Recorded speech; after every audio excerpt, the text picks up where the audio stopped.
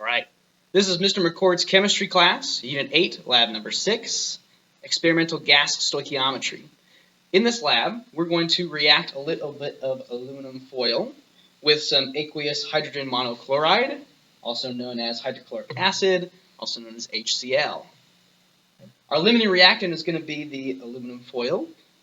The acid is going to be in excess, and our product should be aqueous aluminum chloride, an ionic compound that we won't see, as it will be dissolved in our solution, as well as hydrogen gas, H2, that we're going to collect and measure the volume of in this tube. Now we should be able to predict how much, volume-wise, H2 gas we can make in this tube using stoichiometry and the ideal gas law, okay, involving the pressure and temperature in the lab currently. Okay. Now also, since we can measure the actual volume of the gas collected inside the tube, when we fill this up, we do the reaction, we turn it over, we can see how our theoretical predictions match up with what we actually get in the lab. Right? Our thermometer here gives us the temperature inside the lab that this reaction is going to take place at. Right now we're at about 23 degrees Celsius. Whenever we use a temperature in a gas calculation, we want that to be in Kelvin. So we're going to add 273.15 to that to bring it up to the right temperature for our needs. So we get that temperature calculated. Our pressure inside the lab is about 1.00 atmospheres, which is kind of wild, right on standard pressure. To get this reaction to work well and to capture a hydrogen gas efficiently, we've got this gas measuring tube, we've got hydrochloric acid, we've got a small piece of aluminum foil that has a mass of about 0.019 grams. We're going to react those two together in this tube. We're going to invert it into a beaker of water, so that way our gas does not escape from the tube or the beaker as the reaction proceeds.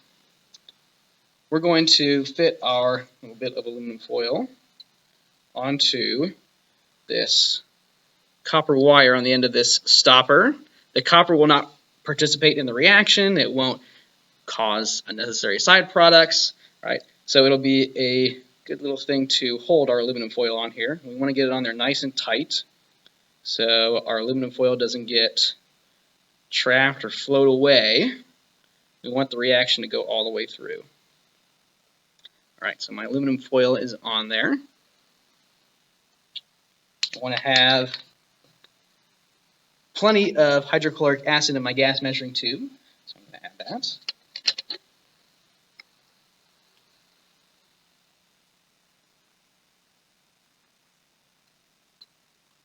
Since I'm measuring the volume of a gas, I don't want any air bubbles in here.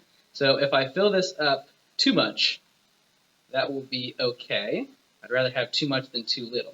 If there's air left inside the gas measuring tube, then that is going to give me an improper measurement of the gas that I generate in the reaction. I'm going to end up measuring some of the air that was already in there.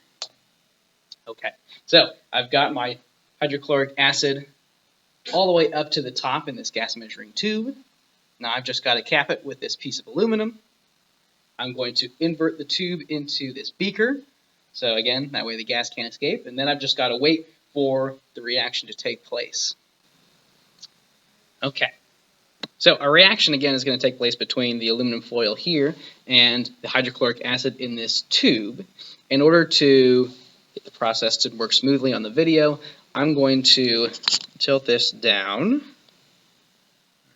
because our reaction is going to be happening down here. We're going to be flipping the tube over so that our reaction is happening down here in the bottom, and our gas is going to be trapped inside this water in here and in the tube coming out of it. So you have to be kind of smooth with this.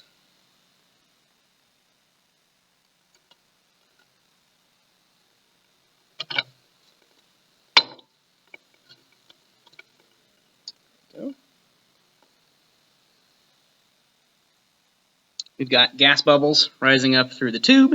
Our aluminum foil is down here, and it's still stuck to the copper wire, and it's going to react with the hydrochloric acid inside.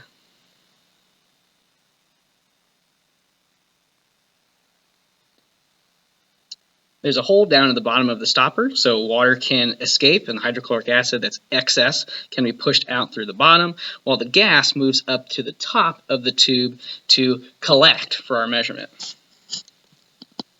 Scooch this back up here. Now that our tube is inverted, the numbers on it will also read the correct direction.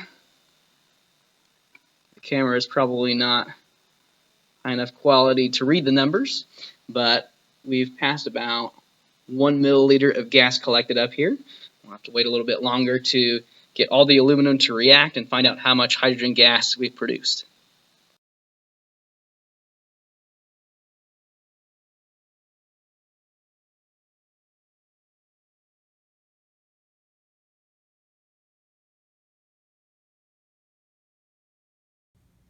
Since our gas measuring tube reads from the top down by 0.1 milliliter at a time, our final measurement of H2 gas is at 28.2 milliliters. When we compare this to the volume we should get from the ideal gas law, remember that the ideal gas law churns out a volume in liters, not milliliters.